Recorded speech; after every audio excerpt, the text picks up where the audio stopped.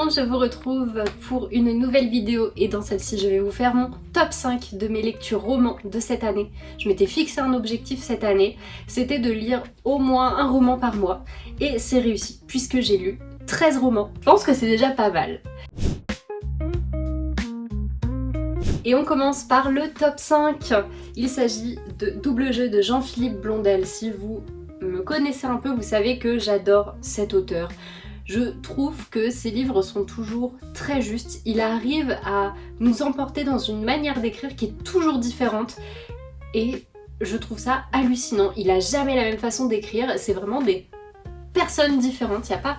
Sa plume, elle ne se ressemble pas à chaque fois et je trouve ça génial. Dans celui-ci, on va y suivre un jeune garçon qui a un peu de mal avec le système scolaire de manière générale et qui va se prendre de passion pour le théâtre. Très bien fait. Vraiment, j'ai adoré ce titre et je tarde de découvrir d'autres titres de Jean-Philippe Blondel. En numéro 4, il s'agit de À demain loup de Marie-Claude Vincent. C'est un livre que j'ai lu en tout début d'année, quand on a ouvert la chaîne en février. Je crois que c'était une de mes lectures de février.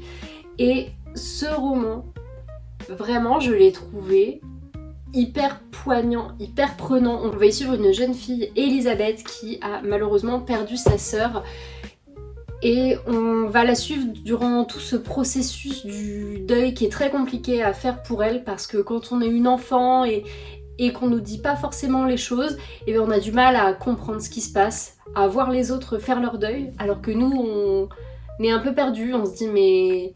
Moi, je lui ai dit à demain, je n'étais pas présente à l'enterrement, tout le monde commence à l'oublier, moi j'ai peur de l'oublier, je veux pas l'oublier, et c'est hyper prenant, hyper poignant. C'est vraiment un livre que j'ai adoré. Il va rester dans la bibliothèque, c'est sûr, et il me tarde de le relire dans quelques années parce que je pense que en fonction de son degré de maturité, on y voit des choses différentes et on ressent les choses d'une manière complètement différente. On entre dans le top 3 et celui-ci, Revivre de Laurie Pester, Laure Pester. Un livre sur son combat, sur son adénomiose, endométriose, ablation de l'utérus. Vraiment un témoignage poignant d'une femme forte qui a bercé mon enfance et là voir ce côté aussi vulnérable, c'est encore une fois un livre prenant, poignant. C'est vraiment les maîtres mots de mon top de cette année au niveau des romans. J'ai lu des livres qui m'ont pris aux tripes, qui m'ont serré le cœur et dans celui-ci j'ai vraiment adoré lire des choses que beaucoup de femmes peuvent vivre et avec des mots très simples. C'est vraiment, comme je le disais, une discussion entre copines qui était très intéressante. Et je pense que beaucoup de personnes devraient lire ce livre pour vraiment un peu mieux comprendre peut-être ce qui se passe à l'intérieur du corps de certaines personnes. Encore une fois, bravo Laurie pour ce livre, ce témoignage vraiment important et nécessaire. Le top 2, franchement j'ai eu du mal à savoir s'il était top 2, top 1, idem pour le top 1, mais il s'agit forcément d'un livre de Adam Silvera et celui-ci plus heureux que jamais, mais pourquoi j'ai pleuré à la fin. Adam. Dans ce livre-ci on va y suivre Aaron Sato qui a une vie vraiment très compliquée. Son père est décédé, il vit dans un tout petit appartement avec son frère et sa mère. Ils ont très peu d'argent, il est dans un quartier qui est très compliqué avec beaucoup de deals. La plupart de ses amis n'en sont pas vraiment, ils sont là plus par intérêt, il a des fréquentations qui sont plutôt mauvaises. Mais il va vraiment se rattacher à certaines personnes qui vont lui faire un bien fou.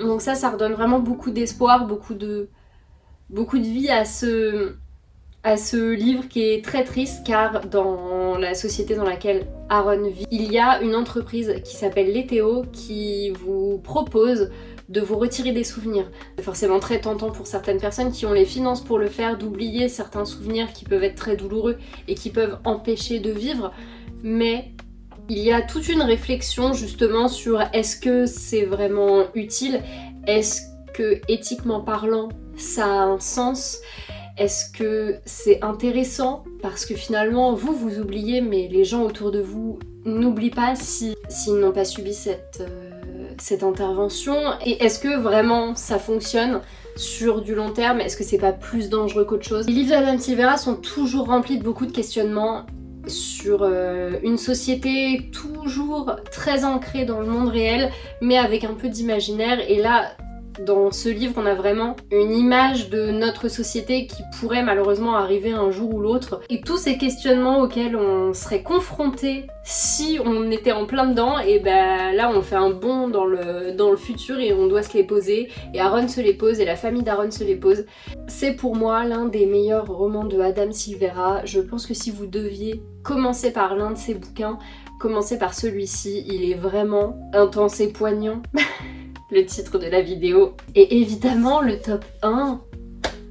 Et ils meurent tous les deux à la fin, toujours de Adam Silvera. Pourquoi je l'ai pas lu avant?